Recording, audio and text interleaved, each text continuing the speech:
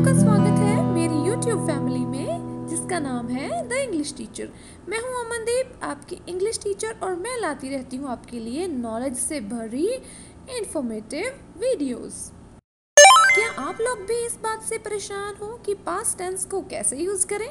तो कोई बात नहीं, मैं आपको बताऊंगी कुछ ऐसे टिप्स और इतना इजी वे जिससे आप बड़ी आसानी से पास्ट टेंस को सीख जाओगे। तो आइए अभी शुरुआत करते हैं पास्ट टेंस के फर्स्ट पार्ट से, जिसका नाम है पास्ट इंडेफिनिट टेंस और पास्ट सिंपल टेंस।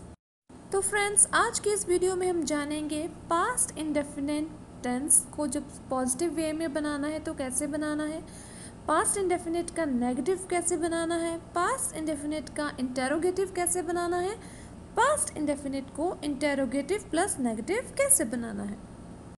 तो आइए सबसे पहले हम ये जान लेते हैं कि पास्ट टेंस होता क्या है। पास्ट टेंस वो होता है जो हमें बताता है कि कोई चीज़ ऑलरेडी पास्ट में हो चुकी है। उसके बारे में जब हमने किसी ऐसी चीज़ के बारे में बात करनी हो या कोई ऐसे काम के बारे में बात करनी हो जो हो चुका है ऑलरेडी, पास्ट में ख़त्म हो गया है, तो उसके लिए हम पास्ट टेंस यूज़ करते हैं। इसकी आगे 4 टाइप्स हैं, वो हम अभी डिस्कस करेंगे। जो फर्स्ट टाइप है वो है पास्ट इंडेफिनिट टेंस, या जिसको पास्ट सिंपल टेंस भी कह देते हैं। ये पॉजिटिव सेंटेंस होता है, इसमें नॉट का इस्तेमाल नहीं होता। इसका फॉर्मूला है subject plus V2 plus object. एक सब्जेक्ट चाहिए, वर्ब की सेकंड फॉर्म लगेगी हमेशा पॉजिटिव टेंस में, और लास्ट में एक ऑब्जेक्ट आएगा। For example, he wanted noodles, उसको नूडल्स चाहिए थे। आई वॉन्टेड मैंगो, मुझे मैंगो चाहिए था। दे, वी या फिर यू वॉन्टेड स्ट्रॉबेरी, हमें, उनको या आपको स्ट्रॉबेरी चाहिए थी। इसमें हमारा सब्जेक्ट चाहे सिंगुलर हो चाहे प्लूरल हो, वर्ब की सेकंड फॉर्म ही आएगी। हमारी वर्ब जो है उसकी फॉर्म सब्जेक्ट के अकॉर्डिंग पास्ट इंडेफिनिट टेंस में चेंज कभी भी नहीं होती, ये हमेशा ध्यान रखना। V2 है तो V2 ही आएगी। और ध्यान से देखिए इन सेंटेंसेस को, ये हमें बता रहे हैं कि कोई काम जो है वो ऑलरेडी पास्ट में ख़त्म हो चुका है। मीन्स उन्हें नूडल्स चाहिए थे, मुझे मैंगो चाहिए था, या हमें, उनको या आपको स्ट्रॉबेरी चाहिए थी। मीन्स काम ख़त्म हो गया, फिनिश्ड। पास्ट इंडेफिनिट की सेकंड टाइप है past indefinite negative tense. Means past indefinite में जब हमने नेगेटिव नॉट वाला सेंटेंस लिखना है तो वो कैसे लिखना है। सबसे पहले फॉर्मूला, उसमें एक सब्जेक्ट होगा प्लस डिड लगेगा, साथ में नॉट लगेगा क्योंकि नेगेटिव सेंटेंस बनाना है, और डिड के साथ हमेशा वर्ब की फर्स्ट फॉर्म लगेगी। तो अब यहाँ चेंज आ गया है, अब जब नेगेटिव सेंटेंस बनाओगे तो V2 नहीं लगेगी, उसकी जगह V1 आ जाएगी, ये ध्यान में रखना। और लास्ट में एक ऑब्जेक्ट हमें चाहिए। So subject plus did not plus V1 plus object. For example, she did not want a toy, उसको खिलौना नहीं चाहिए था। शी हमारा सब्जेक्ट है, डिड प्लस नॉट हमारा लगना ही था, तो वांटेड का अभी यहाँ पे आके वांट बन गया है, V1 हो गया है, और साथ में कुछ नहीं लगना, सिर्फ V1, और एंड में हमारा ऑब्जेक्ट है अ टॉय। सिमिलरली, आई और you did not want a toy. We, they और adults means plural subject did not want a toy. तो यहाँ भी हमारी वर्ब को सब्जेक्ट्स के साथ कोई फ़र्क नहीं पड़ेगा, वो डिड नॉट प्लस V1 ही आएगी, हेल्पिंग वर्ब के साथ एक मेन वर्ब। डिड हमारा हेल्पिंग वर्ब और वांट हमारा main verb. Okay, clear? So friends, हमारी जो नेक्स्ट टाइप है, टाइप 3, वो है past indefinite interrogative tense. Past indefinite का क्वेश्चन फॉर्म वाला टेंस, इंटेरोगेटिव टेंस कैसे बनाते हैं, तो सबसे पहले इसका फॉर्मूला देख लेते हैं। इसका फॉर्मूला है, फर्स्ट ऑफ ऑल डिड आएगा, डिड सामने आ जाएगा सबसे पहले, सब्जेक्ट से भी पहले डिड, बाद में सब्जेक्ट, फिर बाद में वर्ब की फर्स्ट फॉर्म ही आनी है। यहाँ V2 नहीं लगेगी क्योंकि मैंने आपको पहले ही बता रखा है। कि डिड के साथ हमेशा V1 ही आती है। हमेशा याद रखिएगा, जब भी सेंटेंसेस में, चाहे वो नेगेटिव है, इंटेरोगेटिव है, कोई भी है, जब भी डिड लगेगा तो वर्ब की फर्स्ट फॉर्म ही आएगी। साथ में एंड में ऑब्जेक्ट प्लस क्वेश्चन मार्क ज़रूरी है, तभी पता चलेगा कि क्वेश्चन है, इट्स इम्पॉर्टेंट। सो कुछ एग्जाम्पल्स देख लेते हैं। फर्स्ट एग्जाम्पल, डिड प्रिया और शी और ही राइट इन इंग्लिश।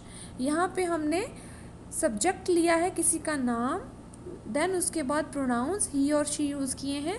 तो पहले डिड आया, फिर हमारा सब्जेक्ट आया, बाद में V1 राइट, एंड ऑब्जेक्ट हमारा इन इंग्लिश, और एंड में क्वेश्चन मार्क। तो ये हमारा बन गया, क्या प्रिया या उसने इंग्लिश में लिखा था। Next example is, did I और यू राइट इन इंग्लिश। क्या मैंने या तुमने इंग्लिश में लिखा था। डिड वी, दे और पीपल राइट इन इंग्लिश। क्या प्लूरल सब्जेक्ट है ये, हम, वह या लोग इंग्लिश में लिखते थे। फ्रेंड्स, इनमें सिर्फ फॉर्मूला ही इम्पॉर्टेंट है। अगर आपको एक बार फॉर्मूला आ गया, उस हिसाब से आप वर्ड्स को अरेंज कर लोगे और आप कभी भी गलत नहीं लिख पाओगे, कभी भी गलत नहीं बोल पाओगे।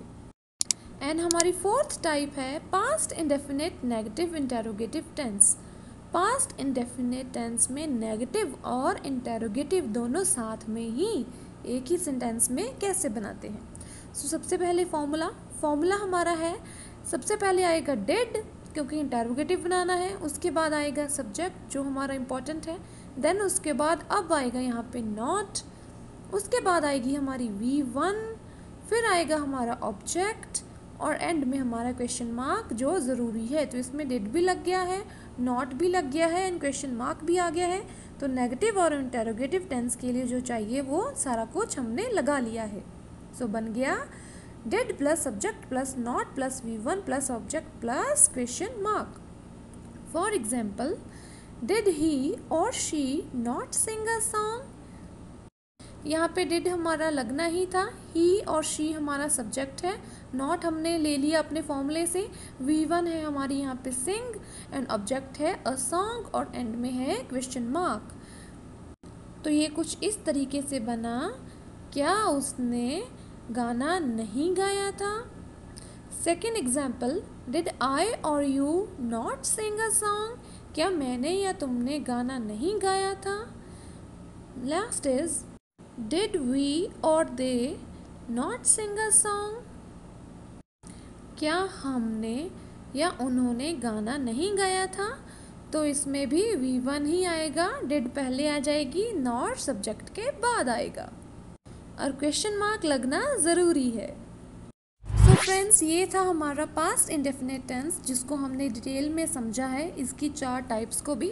अगर आप इसका फॉर्मूला याद रख लोगे और समझ लोगे कि फॉर्मूले के अकॉर्डिंग ही सारे सेंटेंसेस बनाने हैं, तो आप इनको कभी बनाने में गड़बड़ी नहीं करोगे, हमेशा आपके सेंटेंसेस ठीक होंगे।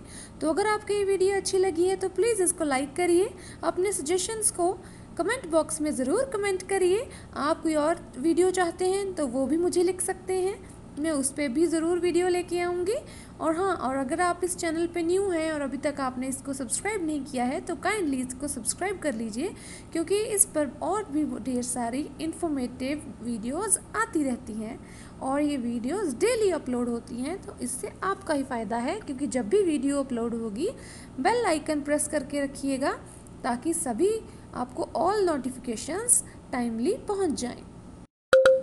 Okay friends, see you tomorrow with another video. Your English teacher is signing off. Take care, bye bye, and study hard.